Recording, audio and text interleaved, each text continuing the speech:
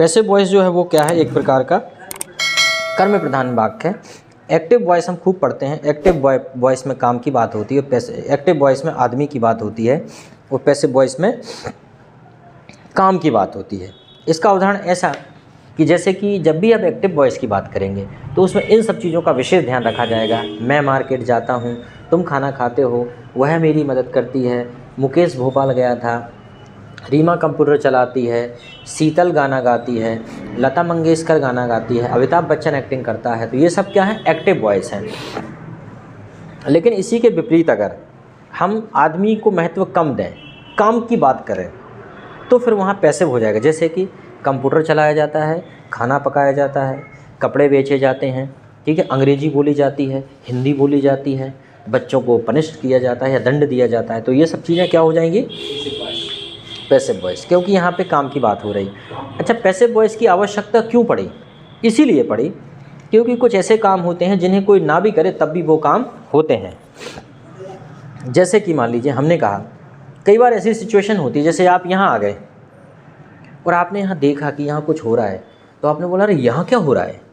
अब आपने ये नहीं पूछा कि ये कौन कर रहा है, आपने क्या पूछा, यहाँ क्या हो रहा है। आपने क्या पूछा, आपने वो पूछा जो हो रहा है यहाँ पे, उसके बारे में पूछा, यहाँ क्या हो रहा है। कई बार भीड़ लगी है, कोई ज़ोर ज़ोर से बेच रहा है कि भाई 100 रुपये में 2 या 500 रुपये में 2, एक के साथ एक फ्री। तो आपके जनरली मन में क्वेश्चन आएगा क्या बिक रहा है, क्या बिक रहा है, कौन बेच रहा है, इससे मतलब नहीं है आपको, मतलब आपको है क्या बिक रहा है, क्या बिक रहा है। तो ये क्या है, इसमें काम की बात हो गई।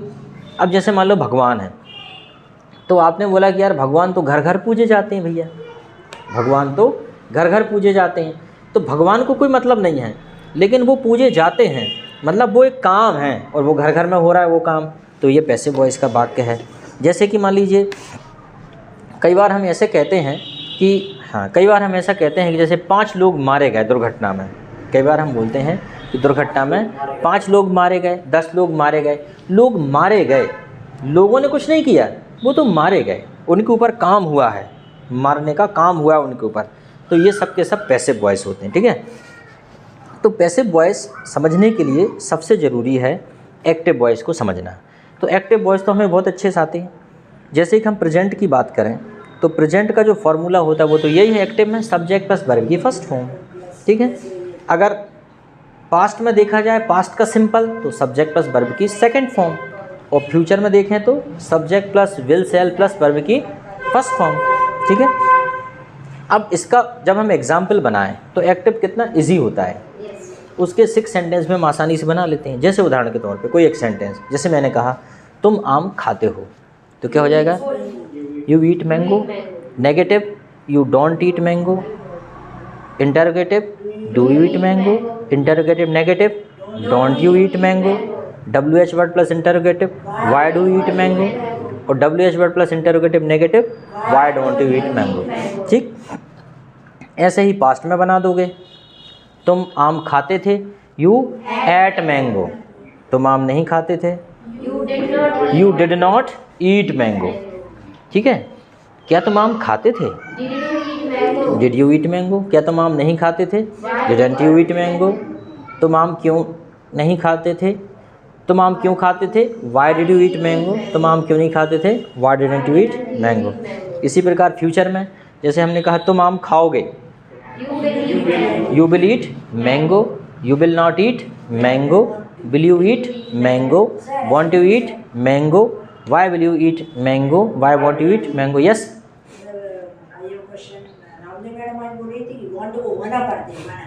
देखिए क्या रहता है, वांट टू, देखिए वो इनफॉर्मल है। देखिए जब आप किसी भी देश में जब रहेंगे और वहाँ की जो मूल भाषा है, अगर वही आपकी भाषा है तो उस भाषा में बहुत सारी विकृतियाँ आ जाती हैं, उसे इनफॉर्मल कहेंगे, फॉर्मल नहीं कहेंगे। फॉर्मल तो जो पढ़ रहे हैं वही शुद्ध है, ठीक है, वो इनफॉर्मल है। अब जैसे अपन जब बोलते हैं हिंदी में हम कितना ज़्यादा गड़बड़ी करते हैं। जैसे मैंने कहा कि तुम्हें जाना चाहिए, अब जैसे मैंने कहा मुझे क्या करना चाहिए, तो मैं कभी ऐसा नहीं पूछता। जनरली हम ये पूछते हैं अरे यार अब मैं क्या करूँ, ये बोलते हैं ना, अब मैं क्या करूँ, जबकि मुझे क्या पूछना चाहिए, अब मुझे क्या करना चाहिए।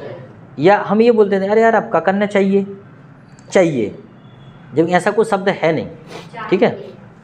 अच्छा, उसके बाद जैसे कि मैंने कहा, चलो ये हो गया कि मुझे क्या करना चाहिए। जब हम घर वालों से पूछते हैं तो भी हम सीधे सीधे कभी भी वैसे प्रश्न नहीं पूछते। जैसे आपने किसी से, आपकी माँ आपसे पूछती है कि ये नहीं पूछती क्या तुम खाना खाओगे, ये नहीं पूछती, वो ये पूछती हैं सीधा तू खाना खाया है। अगर आपके घर में अच्छी सभ्य भाषा बोली जाती है तो ये बोलेंगे तू खाना खाएगा, तू खाना खाएगा। इस तो पॉजिटिव वाक्य है, लेकिन उसका भाव क्या है, प्रश्न। हम किसी को तुम चल रहे हैं, हम किसी से ये नहीं पूछते आप चल रहे हैं या क्या आप जा रहे हैं, ये कभी पूछते हैं तुम आप चल रहे का, आप चल रहे हैं, हम नहीं जा रहे, इधर ही रुक रहे हैं, तो तुम चल रहे, तुम चल रहे हो, जबकि इसमें प्रश्न तो है ही नहीं, तुम चल रहे, लेकिन वो समझता है कि प्रश्न है। अपनी अगर अमेरिकन को आप सिखाओगे अपनी हिंदी, इस तरीके से नहीं सिखा सकते उसको, क्योंकि वो कुछ और समझ लेगा। उसको यही सिखाना पड़ेगा कि क्या आप चल रहे हैं, are you accompanying with me या are you coming with me, ऐसा पढ़ाना पड़ेगा। तो ये इतनी सी बात है कि अब हम क्या पढ़ते हैं, बाना पढ़ते हैं, हैव गॉट को क्या पढ़ते हैं, हैवंट पढ़ते हैं, या मान लीजिए और भी जो शब्द हैं, वाज को वाज नॉट को वाजंट पढ़ लेते हैं, सेल नॉट को सांट पढ़ लेते हैं, हैडंट पढ़ लेते हैं, आई वुड को आइड पढ़ लेते हैं, आई विल को आइल पढ़ लेते हैं। तो ये सब उसी का पार्ट है, ये जो तुम कह रहे हैं ना, ठीक है। आई wanna be A successful doctor, मैं एक सफल डॉक्टर बनना चाहता हूँ। आई वांट टू बिकम को बोल देते हैं आई wanna be, I wanna be A successful doctor, ये बात है, ठीक है। तो इसमें कोई ज़्यादा दिमाग लगाने वाली बात नहीं है। जैसे हैव गॉट टू, कई बार सीधा गॉट टू का गोटा बोल देते हैं लोग सीधा, ठीक है, ठीक है, ठीक। अब जैसे हम बोलते हैं आर यू अंडरस्टैंडिंग, कुछ लोग बोल देते हैं आर यू गेटिंग, या कई बार बोल देते हैं या you are getting my point, या कई बार बोल देते हैं got it, got it, yes sir I got it, yes I got it. Are you getting, yes I am getting, ठीक है। Are you understanding, yes I am understanding. चलो come to the point. तो इस प्रकार से जब हमने देखा कि मैं आम खाता हूँ, और अगर ऐसा बनाया जाए कि आम खाया जाता है, बस ये कहा जाए, आदमी को डिलीट कर दिया जाए इसमें से, या आदमी को बाद में लगाया जाए कि आम खाया जाता है तुम्हारे द्वारा, तो फिर वहाँ पे पैसिव वॉइस बनेगा। बिल्कुल, क्योंकि अब यहाँ पे आम की प्राथमिकता है, यहाँ पे हर वस्तु की प्राथमिकता है, यहाँ पे उस आदमी की प्राथमिकता नहीं है जो काम, कर्ता को भूल जाओ, अब कर्म की बात करो, जो कर्म होना है वो। तो जैसे कि आम खाया जाता है तो क्या हो जाएगा, मैंगो इज़ ईटन। कार चलाई जाती है, car is driven, car is driven. अब बात यह है कि आखिर अब नियम, कुछ नियम भी की बात हो जाए कि आखिर अब क्या नियम करें पैसिव वॉइस बनाने के लिए। तो देखो, जब हम टेंस बनाते हैं तो सब्जेक्ट वर्ब की second, subject plus will plus verb की फर्स्ट फॉर्म। लेकिन पैसिव वॉइस बनाने के लिए सबसे पहले लगाते हैं ऑब्जेक्ट, और फिर लगाते हैं हेल्पिंग वर्ब, और फिर लगाते हैं वर्ब, ठीक है, वर्ब की थर्ड फॉर्म। एक अच्छी बात है कि पैसिव वॉइस में हमेशा वर्ब की थर्ड फॉर्म आती है। फिर आता है अपना ऑब्जेक्ट, क्या आता है, ऑब्जेक्ट, और फिर अगर ज़रूरत पड़ी, सॉरी सब्जेक्ट, हाँ चलो मिटा दे रहे, अच्छी बता दी आपने। चलो वर्ब की थर्ड फॉर्म, उसके बाद आ जाएगा सब्जेक्ट, और फिर आ जाएगा, हाँ बाय लगाना पड़ता है कई बार, और कई बार ऐसा रहता है कि बाय के बाद सब्जेक्ट नहीं भी लगाना पड़ता, क्योंकि सब्जेक्ट कई बार बाय नहीं भी आता, क्योंकि डायरेक्ट सेंटेंस ऑब्जेक्ट के साथ ही ख़त्म हो जाता है। जैसे कंप्यूटर चलाया जाता है, कंप्यूटर इज़ ऑपरेटेड। एक बार और लिख दे रहे हैं फार्मूला इसमें, object plus helping verb plus verb की थर्ड फॉर्म प्लस, अब ये बाय की बात हो रही है यहाँ पे, अगर सब्जेक्ट लगेगा तो बाय प्लस सब्जेक्ट। अब कई बार क्या है, बाय के बिना भी सब्जेक्ट लगता है, अब वो बाद में समझेंगे कैसे, ठीक है। अब बात ये आती है कि ऑब्जेक्ट तो समझ में आ गया भाई कि सेंटेंस में जो भी चीज़ है वो ऑब्जेक्ट है। जैसे कि तुम आम खाते हो, तो इसमें ऑब्जेक्ट क्या है, आम, क्योंकि खाने वाले तुम हो। तुम कंप्यूटर चलाते हो, ऑब्जेक्ट क्या है, कंप्यूटर। तुम कार चलाते हो, ऑब्जेक्ट क्या है, कार। तुम मुझे पीटते हो, ऑब्जेक्ट क्या है, मैं। तुम पीटते हो तो मैं ऑब्जेक्ट हूँ, क्योंकि तुम काम कर रहे हैं, मैं पिटने वाला हूँ, ठीक है। तुम उसे आमंत्रित करते हो, तो ऑब्जेक्ट क्या है, उसे। ठीक है, नहीं एक्टिव है ये। तो अब समझ में आ गया कि जो ऑब्जेक्ट है वो सामने आ जाएगा, ठीक है, पहली बात। अब दूसरी बात आती है कि हेल्पिंग वर्ब क्या लगाएं, सवाल। तो हेल्पिंग वर्ब ये है कि हमारे टेंस में अगर नीचे की तरफ जाएंगे तो पहले होता है सिंपल, फिर होता है कंटिन्यूस, फिर होता है परफेक्ट, फिर होता है परफेक्ट कंटिन्यूस। तो नीचे वाले कंटिन्यूस को ऊपर लगा देते हैं, नीचे वाले कंटिन्यूस को। मतलब ये है कि आपका मतलब ये है, इसमें जो चार्ट है इसमें बता दूं कि सबसे पहले प्रेजेंट कंटिन्यूस है आपका। तो प्रेजेंट कंटिन्यूस जो है वो उसकी हेल्पिंग वर्ब चली जाएंगी सिंपल में, ठीक। और परफेक्ट कंटिन्यूस की हेल्पिंग वर्ब चली जाएंगी कहाँ, परफेक्ट कंटिन्यूस की चली जाएंगी परफेक्ट में, ठीक। मतलब आने वाले कंटिन्यूस टेंस की हेल्पिंग वर्ब यूज़ करते हैं, आने वाले कंटिन्यूस टेंस की। मतलब सिंपल के पहले कौन सा आता है, कंटिन्यूस, और परफेक्ट के पहले कौन सा, के बाद कौन सा आता है, परफेक्ट कंटिन्यूस। तो आने वाले कंटिन्यूस टेंस की हेल्पिंग वर्ब यूज़ करते हैं। अगर मैं आपसे ये कहूँ कि कंटिन्यूस टेंस की हेल्पिंग वर्ब यूज़ करते हैं तो परफेक्ट में आप कंटिन्यूस की कर लोगे, पहले वाले कंटिन्यूस की। परफेक्ट कंटिन्यूस इसलिए मैंने कहा आने वाले कंटिन्यूस टेंस की, मतलब सिंपल के बाद कौन सा आएगा, नीचे कंटिन्यूस, और परफेक्ट के नीचे कौन सा आएगा, परफेक्ट कंटिन्यूस।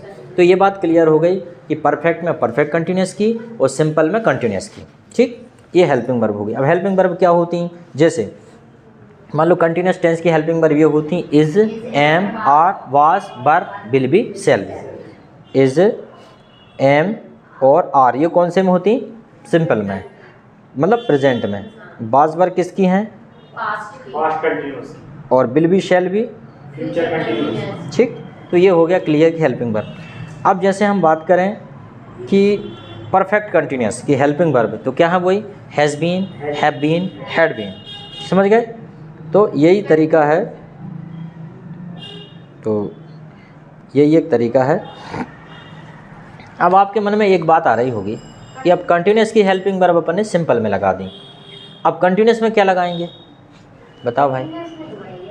आप कंटिन्यूस में क्या लगाएंगे भाई, उसकी हेल्पिंग वर्ब कंटिन्यूस की आप सिंपल में ले आए, तो कंटिन्यूस में भी तो कुछ लगना चाहिए,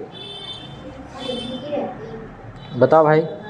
सर हमने सिंपल की कंटिन्यूस में लगा दी, कंटिन्यूस की परफेक्ट में, परफेक्ट की परफेक्ट कंटिन्यूस में, क्या नहीं, ये है कि कंटिन्यूस में कोई भी हेल्पिंग वर्ब नहीं लगती, कंटिन्यूस एज इट इज़ रहता है, वैसा ही रहता है। सिर्फ एक चीज़ लग जाती है, वो है बीइंग। क्या लग जाता है कंटिन्यूस में, बीइंग लग जाता है, बीइंग, बस। मतलब कंटिन्यूस टेंस का जब पैसिव वॉइस बनेगा तो एक ही चीज़ लगेगी, वो है बीइंग, ठीक। अब आप सोचेंगे कि जो परफेक्ट कंटिन्यूस है उसमें क्या लगेगा, उसका बनता ही नहीं है, उसका पैसिव वॉइस, ये जो नीचे वाला है इनके पैसिव वॉइस नहीं बनते, तो सब टेंशन ख़त्म। चलो फ्यूचर परफेक्ट, फ्यूचर कंटिन्यूस का भी नहीं बनता, उसका भी नहीं बनता, तो उसमें लिखा है, ये चार्ट में भी लिखा है मैंने, ये नहीं बनता। तो ये हो गया पैसिव वॉइस। अब पैसिव वॉइस के जब एग्जाम्पल देखते हैं तो कुछ और सेंटेंस आते हैं। देखो सिंपल तो आप बना लेते हो, पहले इसके हम 6 बनाना सीखते हैं। उदाहरण के तौर पे मैंने कहा तुम कार चलाते हो, तो क्या हो जाएगा, यू ड्राइव कार। अब इसका पैसिव करें, कार तुम्हारे द्वारा चलाई जाती है, तो क्या हो जाएगा, car is driven by you. Car तुम्हारे द्वारा नहीं चलाई जाती है, car is not driven by you. क्या तुम्हारे द्वारा कार चलाई जाती है, is a car driven by you. देखो ये लगा सकते हो, है ना, एक की बात हो रही है, एक ही कार चलाने की, तो ना भी लगाओ तो कोई दिक्कत नहीं, ठीक है। Is a car driven by you. क्या कार तुम्हारे द्वारा नहीं चलाई जाती है, isn't a car driven by you. Car तुम्हारे द्वारा क्यों चलाई जाती है, कार तुम्हारे द्वारा क्यों नहीं चलाई जाती है, why isn't a car driven by you. Any problem, बस। अब देखते हैं हम, अब ये तो सिंपल पैसिव वॉइस तो आपसे बन भी गए और आपने कर भी लिया, ठीक है। मुझे लगता है सारे कर लोगे, और नहीं करोगे तो अपन और आगे देखेंगे, लेकिन कुछ